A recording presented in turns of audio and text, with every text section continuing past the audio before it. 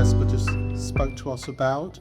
Perhaps this is a little bit lighter because I'm focusing on black studies, but essentially we know that racism has vamped up and it's endless. I was reading the commission paper, I think it was the European Union Agency commission paper for 2023, being back in the EU, and that showed that racism is rampant and rising right across Western Europe as well as the UK. And we know that segregation in the UK, while it may not be signposted, is intense. So racism vamping up, we know it is.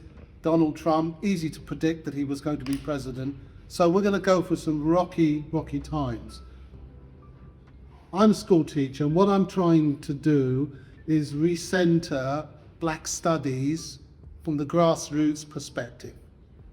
We know we have black studies at the University of Birmingham, but really black studies is being undermined. We know that. And what I'm trying to do is bring black studies to the streets, so to speak, through my book, which came out last year, this Black History Month, it's only 3 months out or so. I've used the word racism because I want to get people to think about black studies through the lens of racism. Because what is black studies? Black studies has 10 to 12 disciplines, which includes race, class, gender, anthropology, education, and so on. But I've siphoned it through the lens of this word racism. I use the word racism as a metonym for understanding the colonial condition, what we're in. So I'd like to just read you a little bit from this book. I think it's important as a black community that we come together through our intellectual history. It's really important that we understand. And having worked in schools for over 20 years, I can tell you that our children, is the term that I use, are racially illiterate, not economically illiterate or socially, racially illiterate. You literally cannot speak to a child between year 7 and even up to 13, I'm afraid, about race. And we had Black History Month recently, and when you do talk about it, they seize up, particularly our children, they seize up, and they really are disenfranchised from the black intellectual history, why they're here, and where we're going. And I think it's essential that black history be taken to the streets, so to speak. So I've simplified it in this book. First point of call, the Racism Handbook for People Classified as Black. Of course, it's a conversation for everybody, but that's why I've called it that. I refrain from calling it Introduction to Black Studies because I don't want to alienate people in that respect. Let me just read a little bit from it for you. This is the introduction. If you do not understand racism correctly, you do not understand yourself. The black self is constructed in the Eurocentric world in which you were born. This handbook will show that in this Western world, you were born into a global, interconnected system of racism, white domination, or white supremacy. This is so whether you live in the UK, US, France, Germany, Africa, the Caribbean, or anywhere else on Earth. Moreover, it means that you were categorized at birth as a subcurse. Furthermore, it means that your psyche has been subjected to unrelenting psycho-political violence from an early age. Fundamentally, this violence has disconnected you from your history, your black self. Thus, the purpose of this handbook is to help black people fully grasp the meaning of the system so as to understand the social, political, economic, cultural, psychological nature of their existence as African people classified as black. This handbook will change your life. It will do so by providing you with a knowledge of the black self by means of an accurate understanding of race and racism. This process is essentially the acquisition of knowledge by which one reconnects with one's history. Black people during slavery, colonization, and secularism were decultured. Black people during slavery, at the end of slavery, had been in the process of reculturation into European culture. Ultimately, the finding of the black self is necessary to destroy the haunting contradictions of racism, which run the risk of becoming insurmountable. The black self is therefore necessary for survival in this post-colonial context. As Fanon states, if it is not accomplished, there will be serious psychoaffective injuries, and the result will be individuals without an anchor, without an horizon, colorless, stateless, rootless, a race of angels. The title of this book, The Racism Handbook for People Classified as Black, a guide to how racism really works, is somewhat provocative, as it's intended to focus solely on educating ordinary people who are classified as black. It will explain race and racism, its history, legacy, reproduction, and the contemporary ideologies that surround it. Classified as black means we have been racialized or categorized as black people. This is an empirical fact that will be explained. The handbook will explain the ways in which the word black, as Dr. Henry Clark explained, is limited, since we are in fact essentially African people, or people of African descent, dominated through the process of elite racialization.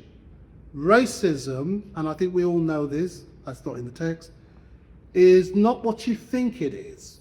In other words, racism is a profound phenomenon analogous to a conspiracy theory against people classified as black. By contrast, the way in which it actually functions requires an awareness beyond the superficial, along critical lines of thinking, to see it as it actually is, as a willingness to accept the reality. Many black people, including mixed black and white race people, are unwilling to accept the reality of racism. Thus, they unfortunately have limited knowledge about the historical, political, and social dynamics of race and racism. The handbook states categorically, a black person will not be able to properly understand race and racism unless the origin of race are historicized. This means that a person must understand the historical development of race and racism in order to understand the production of racism in the contemporary world. A person classified as black will not understand race and racism properly by learning diversity and inclusion policies and training at work, and I've done huge amounts of that, I can tell you, or reading random online definitions or watching various YouTube clips. Furthermore, they will not understand by reading governmental equality diversity programs and race relations documents. The handbook states candidly that because of the way many whites feel about racism, their books often fail to give a black person clarity about race and racism with a clear, cohesive continuity that links them to the global black contemporary experience. I'll just read this last paragraph here.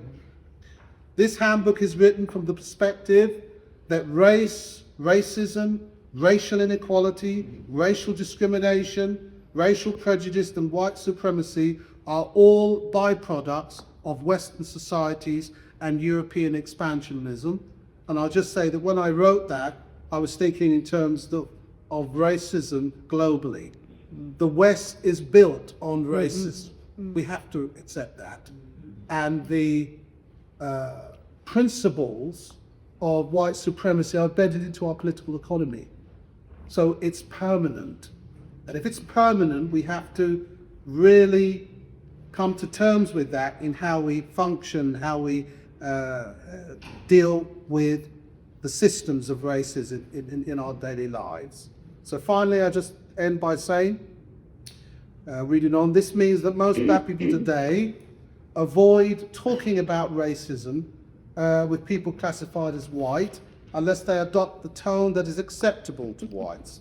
This tone means that essentially black people cannot speak honestly often about race and racism. Blacks must literally lie about the reality of racism in the company of whites in order to feel accepted by them or not to offend. This situation ultimately has damaging effects on your psychology because it is a form of racial enslavement whereby blacks must speak a certain way about race and racism around whites. It's also a political strategy used and created as an instrument of control. Certain whites are manipulating our consciousness by controlling how we think and speak about race and racism, ultimately distorting our understanding of how racism really works. So that's just a little part of the introduction. Please keep in mind that this book is essentially a Black Studies Guide, taken to the streets. It is an academic book, but the reason it took so long to write is because after I wrote sections, I had to rewrite it to put it into simplified English as much as I can. But it's sourced, and we can use it on courses and supplementary schools and so on. I wrote so much over the lockdown period that it actually had to cut it into 3. So I've got volume 2, which I just got to finish up on, and then I've got the Racism Handbook for young people. And I've decided on that one to include blacks, whites, and Asians. So that is sort of when they interact with each other. It's really essential that our young people understand our political history. They do not. I can tell you they do not. And Asians do, the young Asians do not. They don't even know that we worked together in the 50s and 60s. So that's what this is. If you bought a copy, please leave your email so that I can send you more information about the books and when the other ones are coming. I just want to thank Angela and the Black Police Association for allowing me to come today to speak about this book. I think it's essential to bring the black community together. We're not gonna, black studies in the UK right now is under attack. So it's here on the street without a university. So this is my point. Okay, thank you very much. Thank you.